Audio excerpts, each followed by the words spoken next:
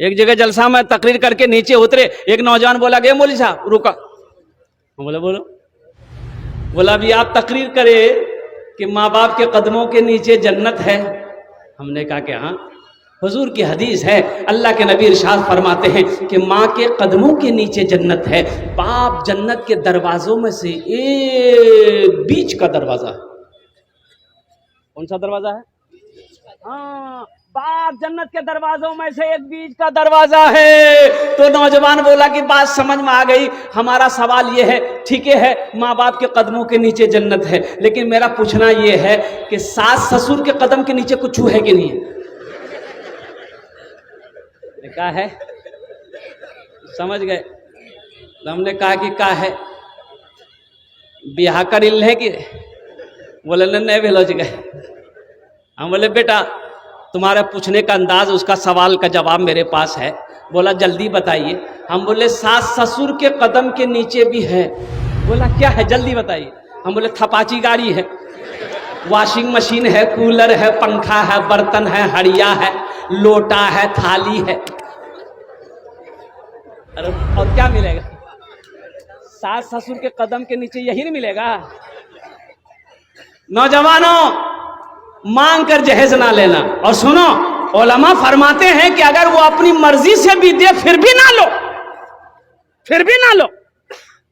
लड़की वाला अगर अपनी मर्जी से दे फिर भी ना लो, इनकार कर दो, नहीं मुझे नहीं चाहिए, मुझे नहीं चाहिए, मुझे तो सब में आपकी बेटी चाहिए, हमें तो अपनी बीवी चाहिए। और बहू और लड़का का बाप कहे हमें तो वो बहू चाहिए कि जिसका कदम मेरे घर पे पड़ जाए तो अल्लाह उसके कदम की बरकत से मेरे घर को जन्नत बना दे।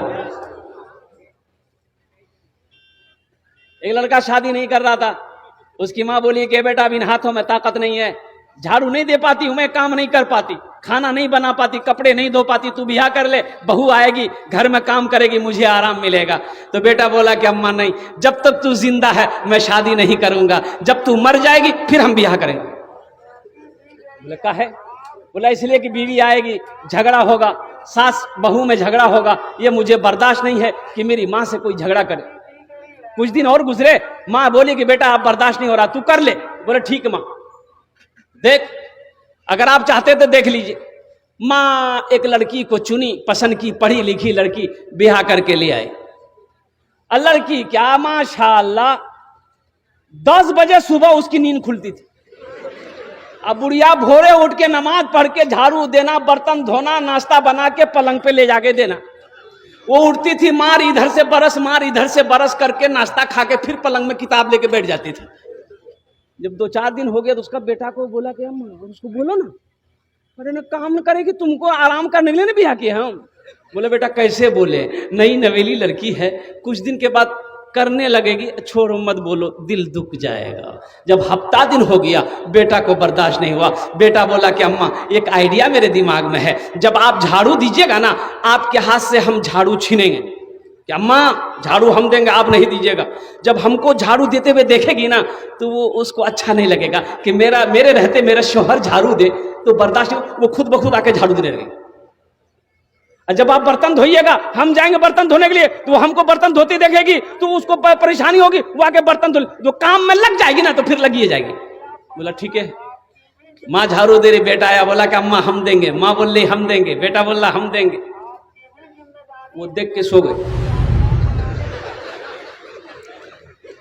बर्तन हम धोएंगे, बर्तन हम धोएंगे, बर्तन हम धोएंगे, बर्तन हम धोएंगे, माँ बेटा दोनों बोल रहा। जब हफ्ता दिन हो गया तो वो लड़की एक दिन उठी और दोनों को बुलाई, सासों को बुलाई, शौहर को भी, इधर आइए। दोनों आया, बोला ये क्या झमेला रोजाना रोजाना का लगा रखे आप? बोला नहीं झाड़ू बर्तन यही सब का है। तो बोलेगा आप लोग बारी बना लीजिए, कौन किस दिन झाड़ू देगा, कौन किस दिन बर्तन धोएगा। हाँ हाँ हाँ हाँ। ए नौजवानों, उस लड़की से निकाह करो, उस लड़की से शादी करो कि जिस लड़की का कदम घर में पड़ जाए तो अल्लाह उस घर को जन्नत बना दे।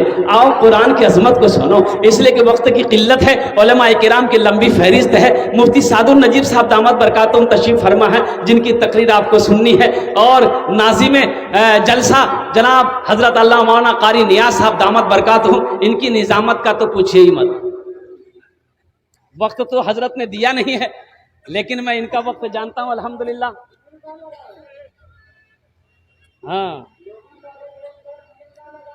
अच्छा, इंशाल्लाह बाद में सब तकरीर अब ये सुना देंगे तो चंदा कब लेंगे हम? पहले चंदा कर ले फिर सुनाएंगे। बैठ जा बेटा, बैठ जा। अजमत कुरान क्या है, कुरान क्या है और कुर्बान जाई। हजरत मुआज बिन जबल रदी अल्लाह ताला अन्हु बड़े जलील कद्र साहबी हैं।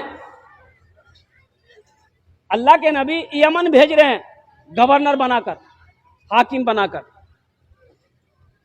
ओ मुआज ऊंट पर सवार हो जा। अल्लाह के नबी तशरीफ फरमा है, हजरत मुआज ने ऊंट को इशारा किया बैठ जा। ऊंट बैठा है, हजरत मुआज ऊंट पर सवार हो गए। ऊंट खड़ा हुआ, चलना शुरू किया। अल्लाह के नबी ने ऊंट के मुहार को पकड़ा। आगे आगे अल्लाह के नबी जा रहे हैं, ऊंट भी पीछे पीछे जा रहा है। उस ऊंट पर अल्लाह के रसूल जनाब मोहम्मद रसूलुल्लाह सल्लल्लाहु अलैहि वसल्लम का सहाबी हजरत मुआज बैठे। तो हजरत मुआज लरज गए, कहते हैं या रसूल अल्लाह, मेरे माँ बाप आप पर कुर्बान। या हबीब अल्लाह, ये बेअदबी है, आप मेरे आका हैं, आपका मैं गुलाम हूं, मैं ऊंट पर सवार हूं, आप पैदल चले, ये बर्दाश्त नहीं होगा।